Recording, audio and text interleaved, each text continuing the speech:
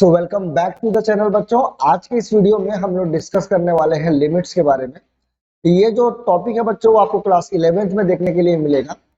और ये जो टॉपिक है, अगर मैं ये बात करूं कि हम लोग क्यों इस टॉपिक को पढ़ते हैं, तो उसके पढ़ने का खास कारण है बच्चों कि क्लास 12th में आपको एक टॉपिक पढ़ना है जिसको हम लोग बोलते हैं कॉन्टिन्यूटी। कॉन्टिन्यूटी को अगर आपको बहुत सही तरीके से समझना है तो आपको लिमिट के बारे में अच्छे से पता होना चाहिए, तभी जाकर के आप कॉन्टिन्यूटी को अच्छे से समझ पाएंगे। और कॉन्टिन्यूटी के बाद एक जस्ट टॉपिक पढ़ेंगे जिसको हम लोग बोलेंगे डिफरेंशियबिलिटी। ये डिफरेंशियबिलिटी जो है वो कनेक्टेड है कॉन्टिन्यूटी से, और जो कॉन्टिन्यूटी है वो कनेक्टेड है लिमिट से। तो ये अगर आपको डिफरेंशियबिलिटी सही तरीके से समझना है तो आपको कॉन्टिन्यूटी को समझना पड़ेगा, और कॉन्टिन्यूटी को अगर सही तरीके से समझना है तो आपको लिमिट्स को सही तरीके से समझना पड़ेगा। चलिए अब बात करते हैं कि लिमिट एक्चुअल में होता क्या है। तो लिमिट की ये जो पूरी कहानी है बच्चों, अगर मैं बात करूं कि कहां से शुरू हुई है, तो उसके लिए एक फंक्शन हम लोग सबसे पहले कंसीडर करते हैं। और ये फंक्शन कुछ इस प्रकार से है, F X is equal to X square -4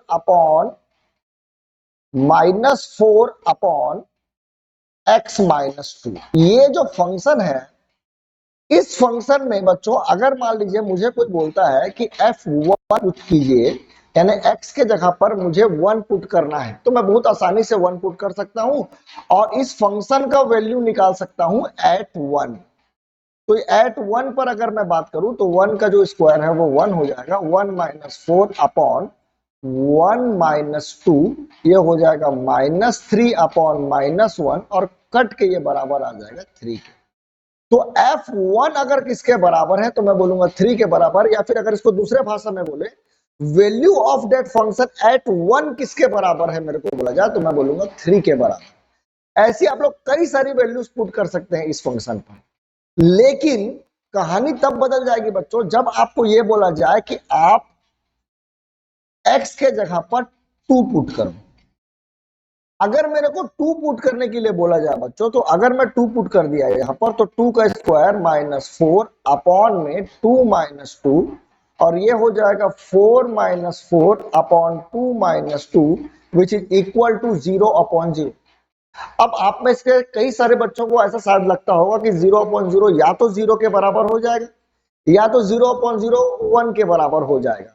जबकि मैं आपको बता दूं, ये 0 अपॉन 0 जो टर्म है बच्चों, ये इनडिटर्मिनेंट टर्म कहलाता है। इनडिटर्मिनेंट टर्म का कहने का मतलब ये है जिसका वैल्यू अब तक के निकाला नहीं गया है या निकाला नहीं जा सकता है।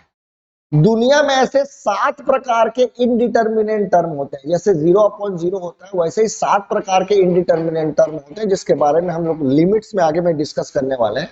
अभी फिलहाल इस कहानी को आगे बढ़ाने के लिए आपको बस ये समझना जरूरी है कि इनडिटर्मिनेंट फॉर्म किसको बोलते हैं। इनडिटर्मिनेट फॉर्म वो फॉर्म होता है जिसके आगे का सॉल्यूशन हो नहीं सकता। इसीलिए इस फंक्शन को जब भी दिया जाता है बच्चों, हमेशा बगल में x is not equal to 2 लिखा जाता है। अगर आप किसी क्वेश्चन पर देखेंगे तो आपको ये देखने के लिए मिलेगा, या 10th वगैरह क्लास में भी कई कई सारे ऐसे क्वाड्रेटिक इक्वेशन के क्वेश्चन थे जहां पर ऐसा लिखा होता है कि x is not equal to 2 और -3 और 1/2, जो भी एक वैल्यू दिया होता है, क्योंकि वो वैल्यू पुट करने पर वो इनडिटर्मिनेंट फॉर्म दे देता है। और जब वो इनडिटर्मिनेंट फॉर्म देगा बच्चों, तो उस कंडीशन में हम लोग उसका वैल्यू नहीं निकाल पाएंगे। तो 2 पर इस फंक्शन की वैल्यू नहीं निकल पाएगी। लेकिन मुझे ये जानने में दिलचस्पी है कि 2 पर वैल्यू तो चलो नहीं निकला, लेकिन 2 के पास जब मैं जा रहा था, अब 2 के पास जाने का क्या तरीका है। देखिए, अगर आप नंबर लाइन पर अगर ध्यान से देखें तो 2 पर जाने के 2 रास्ते हैं। एक रास्ता आप लेफ्ट हैंड तरफ से आगे बढ़िए, एक रास्ता है राइट हैंड तरफ से आगे बढ़िए। 1 मान लीजिए यहां पर है और यहां पर मान लीजिए 3 है। तो 2 पर आगे बढ़ने के 2 रास्ते हैं। एक रास्ता लेफ्ट हैंड तरफ से आप आगे बढ़ सकते हैं, एक रास्ता राइट हैंड तरफ से आगे बढ़ सकते हैं। अगर मैं लेफ्ट हैंड तरफ से आगे बढ़ूं तो मैं ये जानने में दिलचस्पी रखता हूं कि f1.1 किसके बराबर आएगा, या f और पास चले जाऊं तो f1.9। 1.1 के बाद 1.2 भी लिख सकते हैं, 1.3 भी लिख सकते हैं, 1.4 भी लिख सकते हैं। लेकिन मुझे ये जानने में दिलचस्पी है कि 4 के एकदम पास पे, सॉरी 2 के एकदम पास पे जो फंक्शन की जो वैल्यू थी वो क्या थी। यानी कि वो f1.9 पर देखें या f1.99 पर देखें, 1.9 और 1.99। अब मैं थोड़ा और आगे बढ़ गया, और अगर मुझे आगे बढ़ना है तो मैं क्या करूंगा, F1.999 पुट कर दूंगा। तो ये सारे वैल्यूज क्या बता रहे हैं, तो ये सारे वैल्यूज आप पुट करते जा रहे हैं, यानी कि f की वैल्यू आपने 1 पुट किया, 1.1 पुट किया, 1.9 पुट किया, 1.99 पुट किया, 1.999 पुट किया।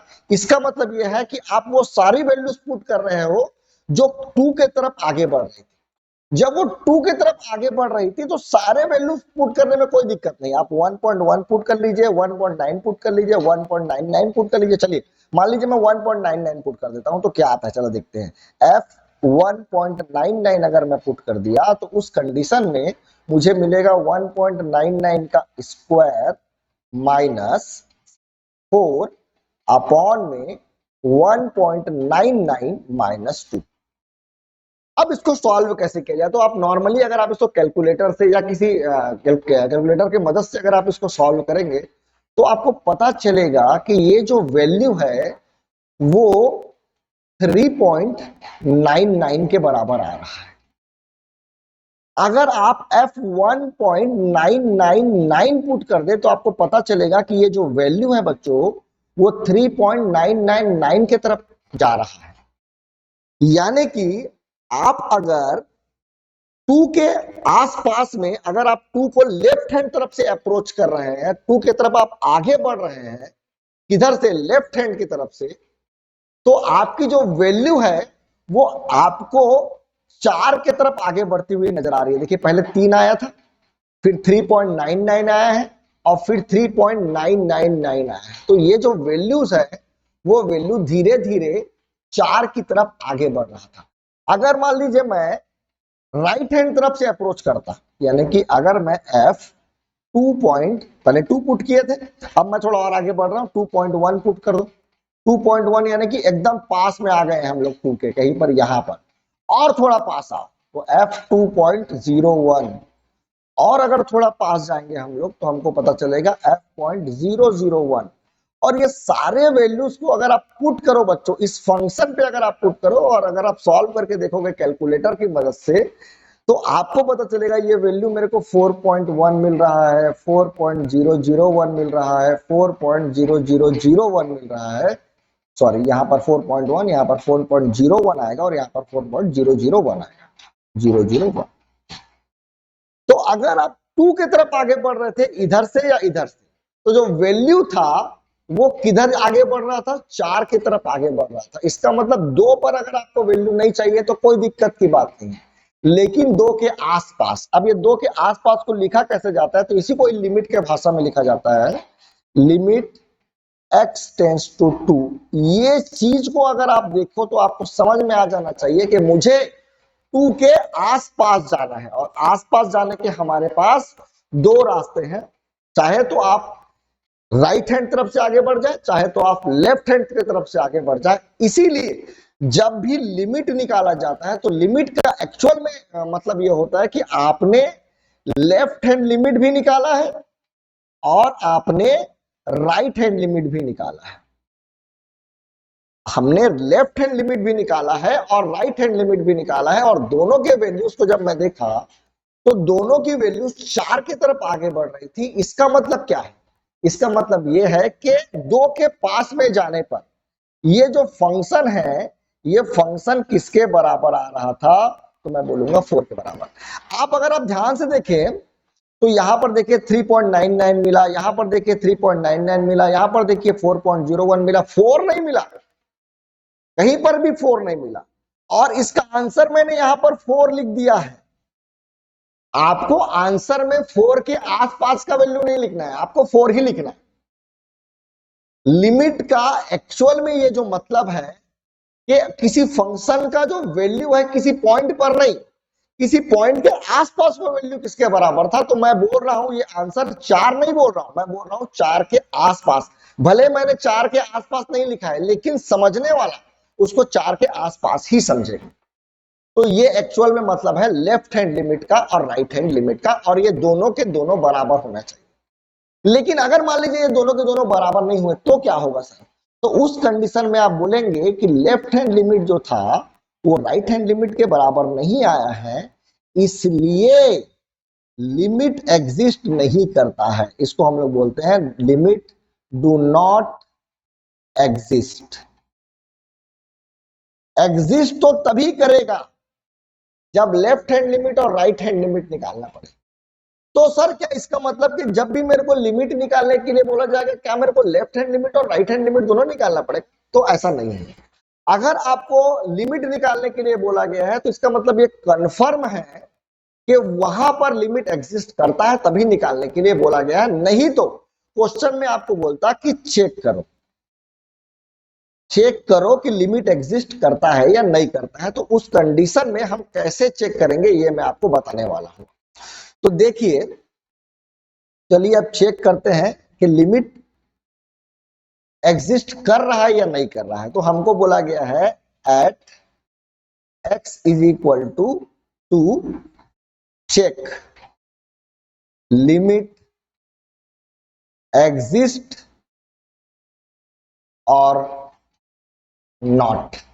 लिमिट एग्जिस्ट कर रहा है या नहीं कर रहा है। अब मैं आपको बताने वाला हूं कि लेफ्ट हैंड लिमिट कैसे निकाला जाता है। तो लेफ्ट हैंड लिमिट का मतलब तो आपको समझ में आ गया है। आपको किसी वैल्यू पर पहुंचना है, किधर से? लेफ्ट हैंड की तरफ से। जैसे मैंने 2 पर अप्रोच किया अभी, इधर से लेफ्ट हैंड तरफ से। तो अगर मैं लेफ्ट हैंड तरफ से अप्रोच करूंगा तो लेफ्ट हैंड तरफ की जो वैल्यू है वो वैल्यू 2 से कम होगी, 2 से कम होगी। और अगर मैं चाहता हूं कि 2 के एकदम पास अगर मैं पहुंच जाऊं तो मैं चाहूंगा कि 2 से थोड़ा कम हो, एकदम थोड़ा। और ये जो थोड़ा क्वांटिटी है बच्चों, इसको हम लोग h बोलते हैं। इसलिए मैं चाहता हूं क्या निकालना, तो मैं चाहता हूं लिमिट x से लेफ्ट हैंड लिमिट मेरे को निकालना है। तो लेफ्ट हैंड लिमिट को हम लोग किस तरीके से लिखते हैं? लिमिट x टेंड्स टू 2 लिखेंगे तो गलत हो जाएगा, यानी 2 पर निकालो है इसका मतलब। हमको निकालना है लेफ्ट हैंड लिमिट, इसलिए मैं 2 के ऊपर एक छोटा सा माइनस का सिंबल लगा दूंगा और साथ में लिख दूंगा यहां पर fx। यानी कि इस फंक्शन पर मेरे को 2 पुट नहीं करना है, 2 से थोड़ा सा कम वाला वैल्यू पुट करना है। और ये वैल्यू को मैं h बोलता हूं, और ये h जो है वो एकदम छोटा होना चाहिए, इतना छोटा कि ये h जो है वो करीब करीब किसके बराबर हो जाए? 0 के बराबर हो जाए। 0 तो नहीं हो सकता, लेकिन करीब करीब ये क्या हो जाए? 0 के बराबर हो जाए। तो ये f हो जाएगा। अब x के जगह पर अब मैं क्या करने वाला हूं? तो देखिए, x के जगह पर मैं डालने वाला हूं 2 माइनस h, क्योंकि मैं लेफ्ट हैंड तरफ से आगे बढ़ रहा हूं। लेफ्ट हैंड तरफ से आगे बढ़ रहा हूं तो 2 से जो वैल्यू है वो थोड़ा कम होगा, और कम तब होगा जब हम लोग h को क्या करेंगे? माइनस करेंगे। अब क्या किया जाए? तो अब अपने को क्या करना है? x के जगह पर आपको 2 माइनस h इस फंक्शन पर पुट कर देना है। तो मैं पुट कर देता हूं, चलिए। Limit h tends to 0 2 minus h का whole square minus h upon minus 4 upon 2 minus h minus 2। यहां से 2 और ये 2 दोनों कैंसिल हो जाएंगे। Limit h tends to 0। अब अगर मैं इसको ब्रेक कर दूं बच्चों, तो 4 प्लस h का square minus 4h minus 4 upon में माइनस h। यहां से देखिए, ये 4 और ये 4 दोनों कैंसिल होता नजर आ रहा है। इन दोनों में से h को कॉमन अगर मैं निकाल दूं तो ये h माइनस 4 अपॉन में माइनस h हो जाएगा। और ये दोनों को अगर मैं कैंसिल कर दूं तो मेरे को h माइनस 4 अपॉन माइनस 1 दिखेगा। अब मैं क्या करूं? तो अब आपको करना कुछ नहीं है, इस h की वैल्यू को 0 पुट कर देनी है यहाँ। लेकिन सर, h की वैल्यू तो मैं ऊपर में यहां पर भी 0 पुट कर सकता था, तो मैं यहां पर 0 क्यों नहीं पुट किया? तो अगर आप 0 पुट करेंगे तो आपको पता चल जाएगा कि ये अगेन 0 अपॉन 0 के फॉर्म में आ जाएगा। और 0 अपॉन 0 के फॉर्म में आ जाएगा तो फिर आप सॉल्व कैसे कर पाएंगे? तो उसको सॉल्व करने के लिए एक छोटा सा नॉर्मल सा मेथड कर दिए है हमने। क्या कर दिया है?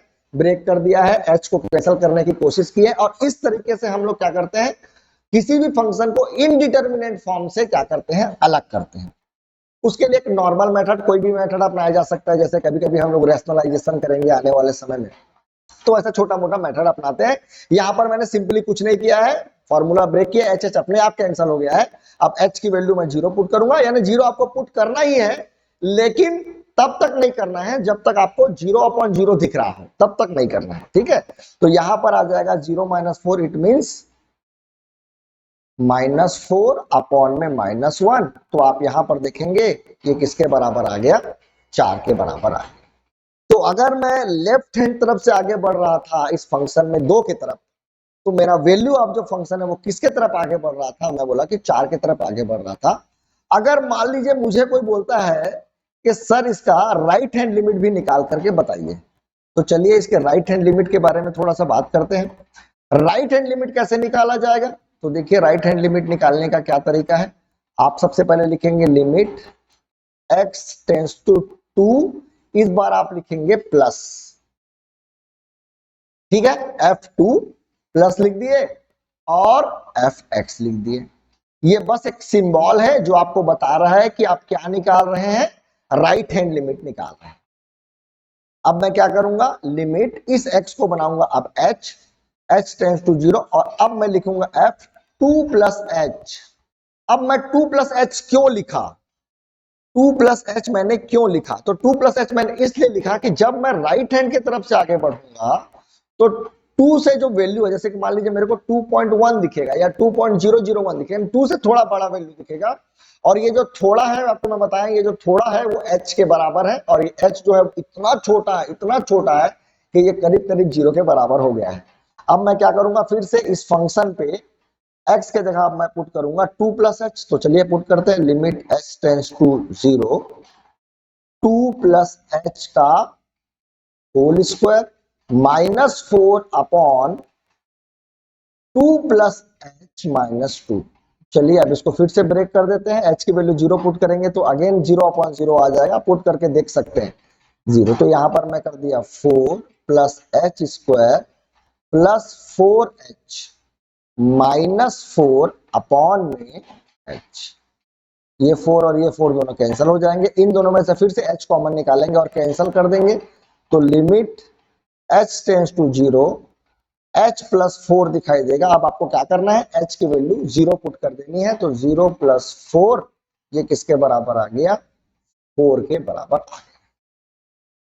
तो यहां पर आप देखिए लिमिट, लेफ्ट हैंड लिमिट और राइट हैंड लिमिट दोनों लिमिट बराबर है, इसलिए लिमिट एग्जिस्ट करता है। और अगर आपसे कोई पूछे इस क्वेश्चन में limit x tends to 2 x square -4 upon x -4, तो आप आराम से इसका जवाब 4 दे सकते हैं, कोई दिक्कत की बात नहीं है। लेकिन आप क्वेश्चन के मतलब को बहुत ध्यान से समझने की कोशिश जरूर कीजिए कि यहाँ पर x की वैल्यू 2 नहीं है, x की वैल्यू 2 के आसपास है, और 2 के आसपास की वैल्यू जब मैं पुट करूंगा तो 4 कभी नहीं आएगा, 4 के आसपास की वैल्यू आएगी। लेकिन जब मैं 4 बोल रहा हूं तो सामने वाला ये समझ रहा है कि 4 के आसपास के बारे में बात हो रहा है और लिमिट एग्जिस्ट कर रहा है। लिमिट अगर एग्जिस्ट नहीं करता तो हम लोग क्या बोलते हैं, लिमिट डू नॉट एग्जिस्ट। तो ये है लिमिट का, अगर मैं बोलूं कि लिमिट का डेफिनेशन क्या है, तो लिमिट का डेफिनेशन यही है जिसमें आपको यह बताया गया है कि left hand limit, right hand limit, जब कोई वैल्यू किसी नंबर पर अप्रोच करता है, किसी वैल्यू पर जाकर के अप्रोच कर रहा होता है लेफ्ट हैंड की तरफ से या राइट हैंड की तरफ से, तो उस फंक्शन का जो वैल्यू है वो किसके बराबर दिख रहा है, इसी को ही हम लोग लिमिट बोलते हैं।